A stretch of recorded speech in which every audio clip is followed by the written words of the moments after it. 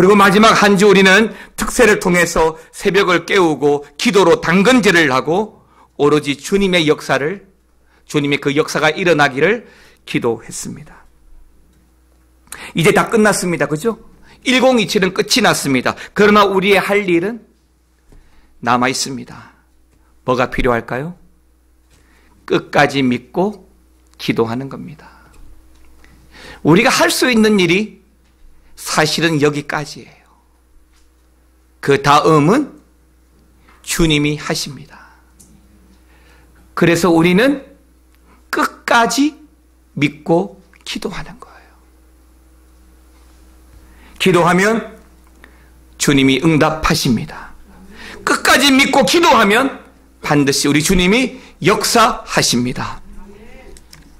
5만 번 기도에 응답받은 분으로 잘 알고 있는 조지 뮬러 목사님은 독일 사람이지만 영국으로 귀화하여서 목사가 되신 분입니다. 젊은 시절에는 술과 도박에 빠져서 지냈는데 어느 날 친구와 함께 교회 기도회에 참석하게 되고 그날 저녁에 우리 예수님을 영접하고 변화가 되었습니다.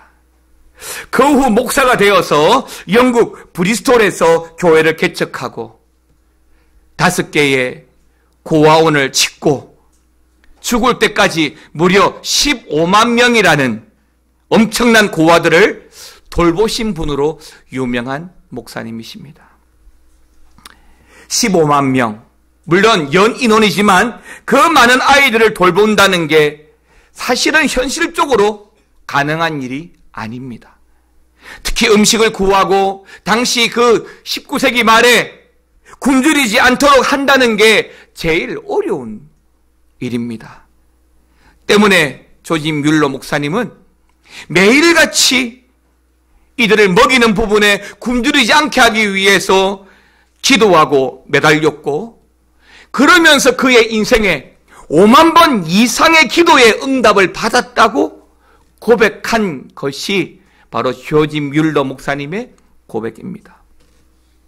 고아원이 처음 세워지고 한 5, 6년 동안은 정말로 어려움이 많았고 힘들었습니다. 사업을 시작하면 그렇잖아요. 1, 2년은 손해본다 생각하고 해야 되는 것처럼 교회 사역도 또 고아원도 마찬가지로 항상 처음은 어렵습니다. 하루는 먹을 게 다 떨어져서 그날 저녁에는 아이들이 먹을 음식이 없었습니다. 아이들에게 줄 음식이 떨어졌다는 소리를 듣자마자 듣는 그 자리에서, 때로는 그 자리가 어디라도 부엌 바닥이라 할지라도 조지 뮬러 목사님은 봉사자들과 함께 하나님 앞에 엎드려서 기도했습니다. 마치 아이가 부엌 바닥이라도 뒹굴며 떼를 쓰듯이 하나님께 간절히 기도했습니다. 그러면 기도하는 사이에 누군가 와서 그 고아원 입구에 몰래 100파운드짜리 한 장, 10파운드짜리 한 장 그렇게 놔두고 가는 것이었습니다. 이처럼 뮬러 목사님은 단순하게 고아원에 필요한 모든 것들을 그렇게 기도하고 간구하면서 응답받고 운영을 하였던 것이지요. 또 어느 날은 폭우가 억수같이 쏟아지는 아침이었습니다. 그날 아침에도 고아원에는 먹을 것이 하나도 있지 않았습니다. 400명의 아이들과 함께 식탁에 앉았는데 올라온 음식이 없습니다. 뮬러 목사님은 그 아이들과 함께 손을 맞잡고 기도를 하면서 동시에 식사 기도를 함께 드렸습니다. 그런데 그의 기도가 막 끝날 때에 한 대의 마차가 고아원 마당으로 들어오더니 그 마차 안에는 그날 아침에 갓 구운 신선한 우유와 빵이 가득했던 겁니다.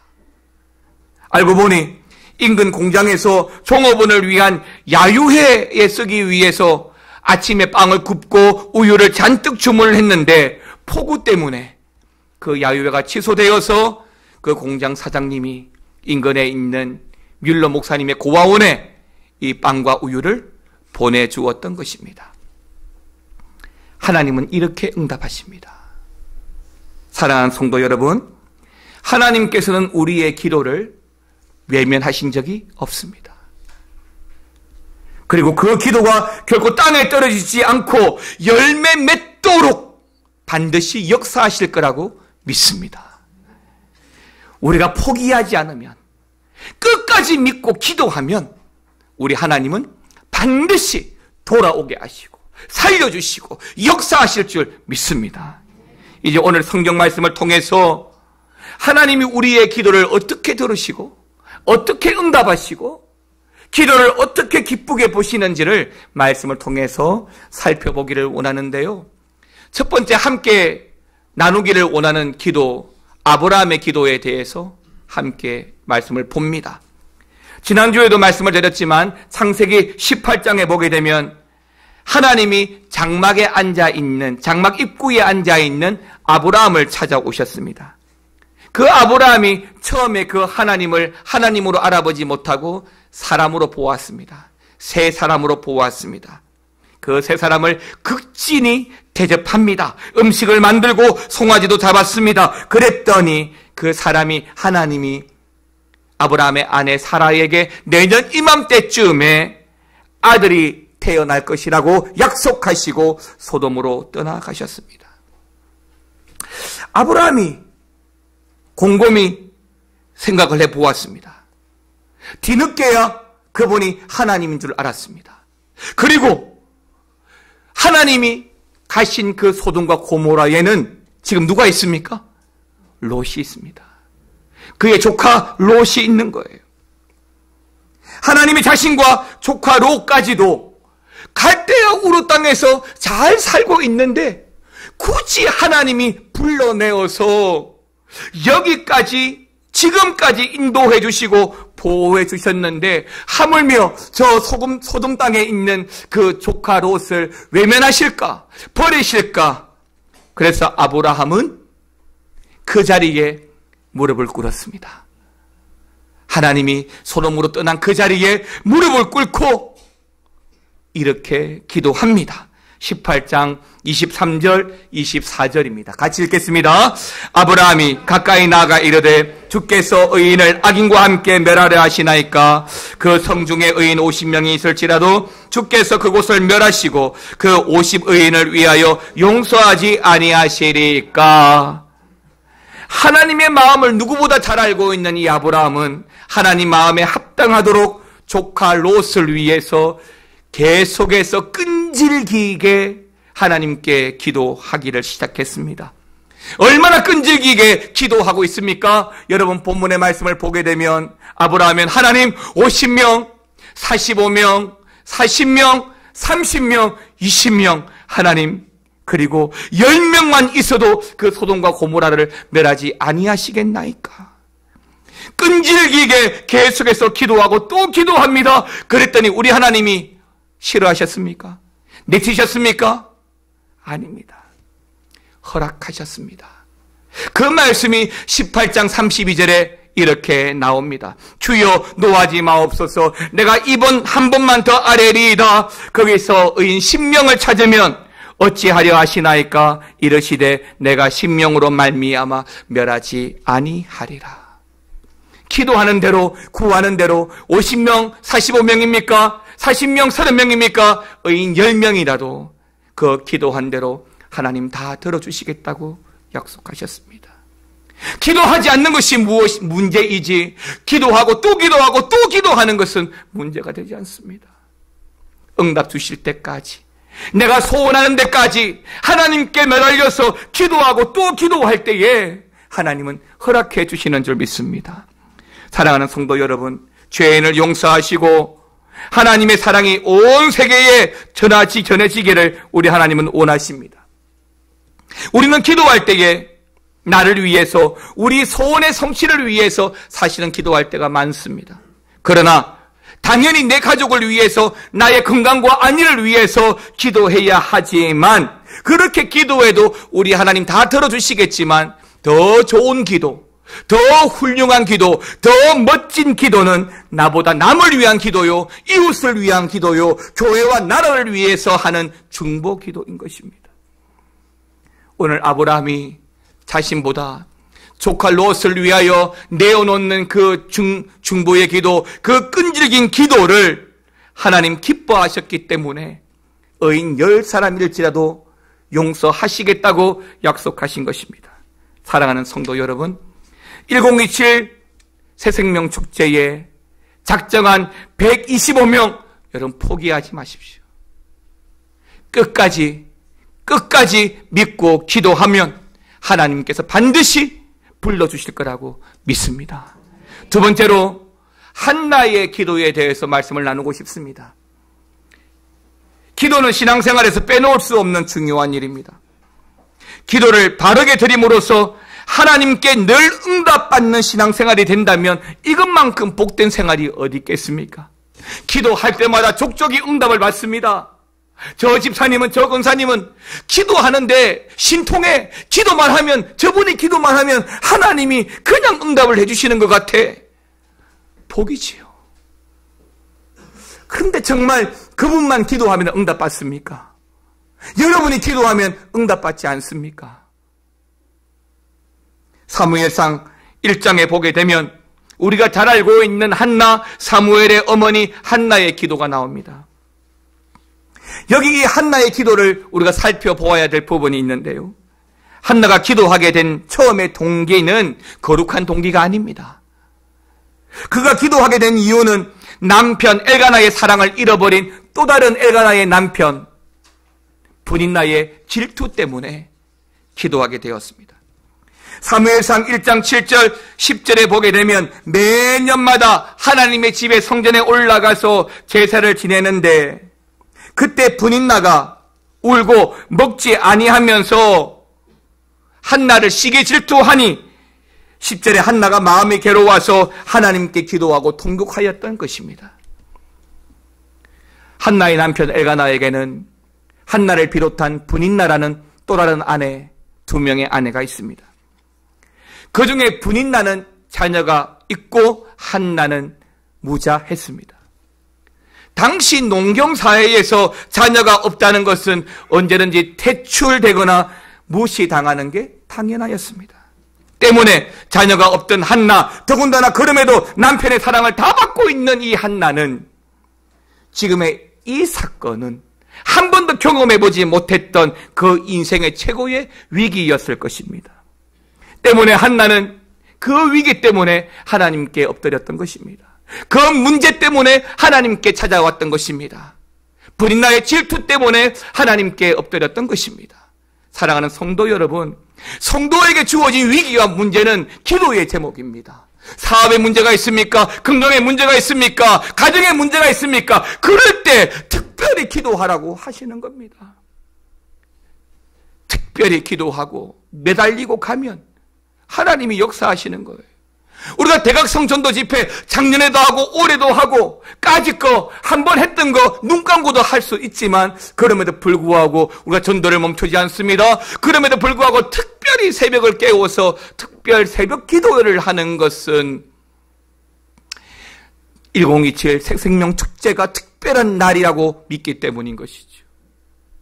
문제가 있다면 그 문제 때문에, 위기가 있다면 그 위기 때문에 특별히 더 하나님께 나와야 되는 것입니다.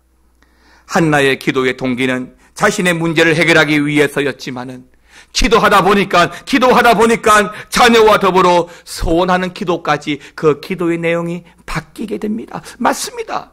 처음엔 나를 위해서 기도했는데, 나의 아내를 위해서 기도했는데, 기도하다 보면 하나님이 내 마음을 만지셔요. 그래서 내 마음이 이기적으로 나를 위해서 기도하다가 점점 하나님의 영광을 위해서 그 기도의 제목이 바뀌어가는 것을 보게 됩니다. 사무엘상 1장 11절 말씀 같이 한번 읽어보겠습니다. 같이 읽겠습니다. 소원하여 이르되 만군의 여호와여, 만일 주의 여종의 고통을 돌보시고 나를 기억하사 주의 여종을 잊지 아니하시고 주의 여종에게 아들을 주시면 내가 그의 평생의 그를 여호와께 드리고 삭도를 그의 머리에 대지 아니하겠나이다. 아멘입니다. 그의 근본적인 기도의 제목은 아들을 달라고 하는 것입니다. 그런데 아들을 주시면 어떻게 하시겠다고요? 하나님께 드리고. 이 기도를 우리 하나님 합하게 보셨습니다. 당시에는 제사장 엘리가 하나님 보시기에 참 문제가 많았습니다.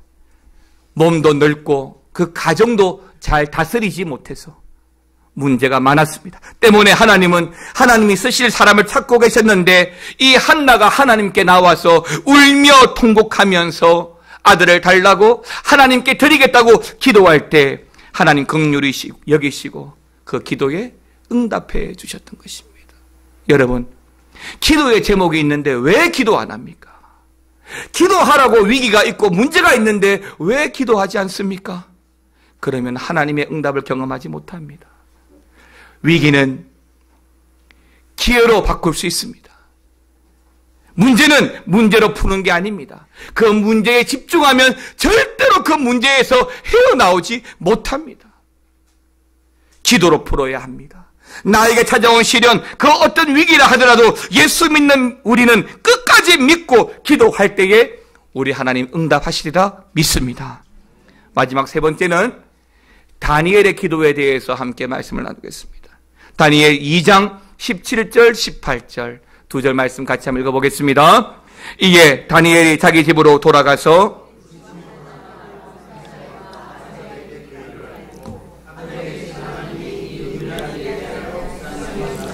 다니엘과 친구들이 바빌론의 다른 지혜자들과 함께 죽임을 당하지 않게 하시기를 그들로 하여금 구하게 하니라. 다니엘은요, 기도의 사람입니다. 자신을 모략하기 위해서 기도하는 것을 왕의 조소로 칙령으로 금지하였지만 다윗은 오히려 이것 때문에라도 더 하나님을 찾고 더 하나님께 기도하게 됩니다.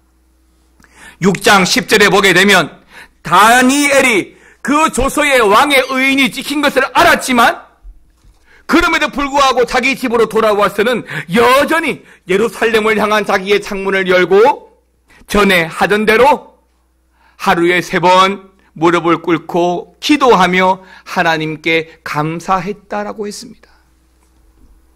여러분, 이 말씀을 보면 2장 17절 18절에 나왔던 그 심각한 상황이 여기에서 언급이 됩니까? 여기에서 짐작할 수 있습니까? 없습니다. 이 10절 말씀 속에서 우리가 보아야 될 중요한 핵심 단어가 있습니다. 전에 하던 대로, 거룩한 습관대로, 기도하던 대로, 예배하던 대로. 상황과 환경이 달라지고 심각한 위기가 있어도 전에 하던 대로 하나님께 예배하는 겁니다. 우리 교회는 장로님이 3분 계시고 권사님들도 18분들이 계시고 안수 집사님도 2분이 계십니다. 올해도 우리 장로님 1분 은퇴하시고 또 권사님들도 은퇴하시고 안수 집사님도 은퇴하셨지요.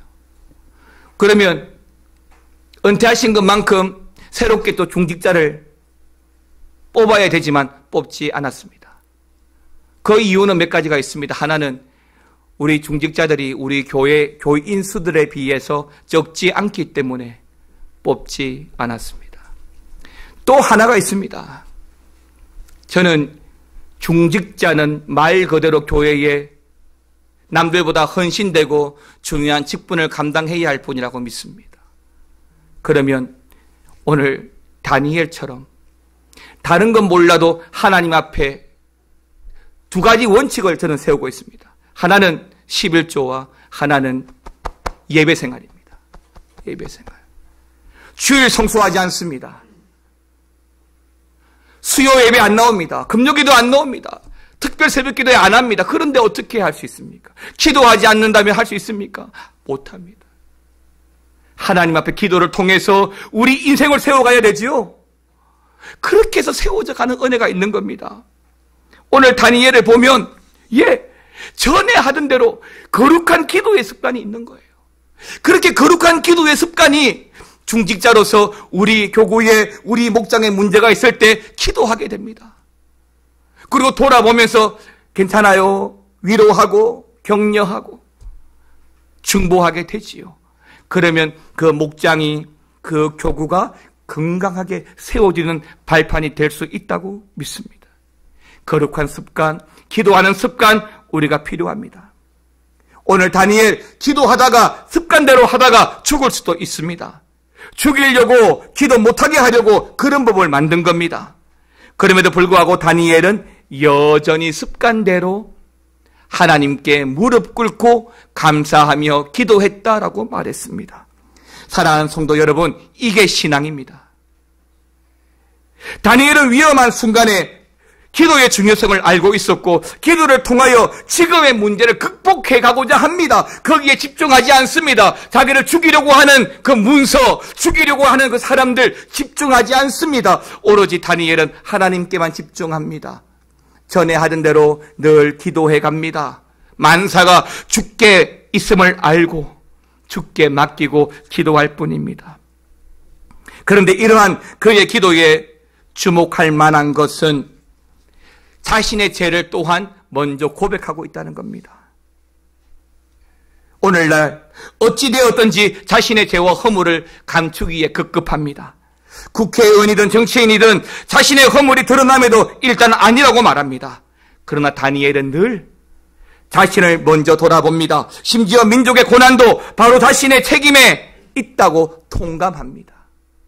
사랑하는 성도 여러분, 응답받는 기도의 중요한 키포인트 중에 하나는 늘 전에 하던 대로 거룩한 습관대로 기도하는 것이고, 또 하나는 자신을 돌아보며 하나님께 고백하는 회개에 있습니다. 회개 없는 기도, 회개하지 않는 예배 하나님 받지 않습니다. 죄의 문제가 정리되지 못한 채로 기도에 응답이 없습니다. 그래서 회개가 그 많은 기도에 하나님의 보좌를 움직이게 하고 응답받게 하는 가장 기초 중에 기초가 되는 것입니다. 이러한 다니엘의 기도에 대해서 하나님이 어떻게 응답하셨을까요?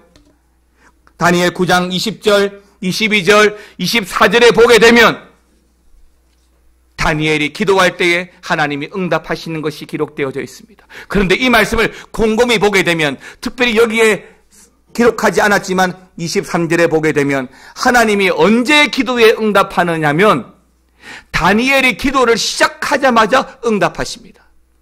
다니엘이 기도를 시작하자마자 천사를 동원해서 그 일들이 이미 진행하게 하셨습니다. 내가 기도하고 있는 동안에 응답을 주시기 위해서 하나님은 모든 천사를 동원하고 역사하는 놀라운 모습을 여기에서 보여주고 있는 것입니다. 때때로 우리는 기도할 때 하나님과 우리의 사이가 너무 멀다고 느낄 때가 있습니다. 하나님의 보좌가 너무나 멀다고 느낄 때가 있습니다. 그러나 멀지 않습니다. 하나님은 시간과 공간을 초월해서 즉각적으로 우리의 기도를 들으시고 우리가 기도하는 그 순간에 천사를 동원해서 역사를 시작하시는 분이십니다. 그래서 여러분, 거룩한 습관을 따라서 기도를 시작하면 하나님이 역사합니다.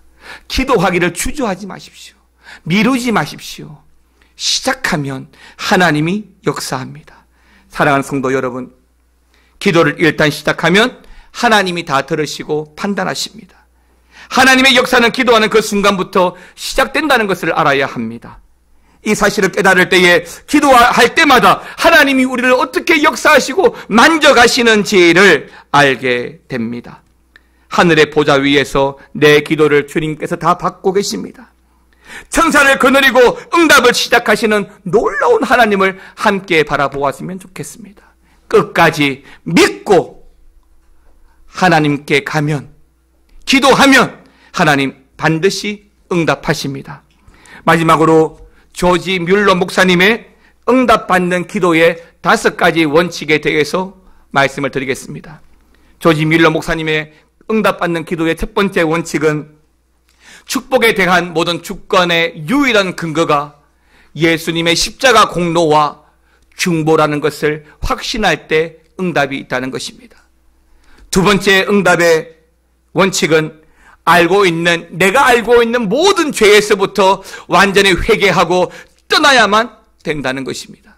세 번째는 하나님에 의해서 확정되고 주어진 약속의 말씀에 우리는 믿음으로 보여주어야 한다는 것이고, 네 번째는 항상 기도할 때에 하나님의 뜻을 따라서 기도해야 한다는 것입니다. 마지막 5번째는요, 포기하지 말고 믿고 끝까지 끈질기게 기도할 때에 하나님이 응답하신다는 것입니다. 사랑하는 성도 여러분, 우리가 믿고 끝까지 기도하면 하나님 반드시 응답하실 줄 믿습니다. 그렇게 응답받으면서 우리 교회와 여러분의 가정이 건강하게 충만하게 일어나는 역사가 있기를 주의 이름으로 축원합니다.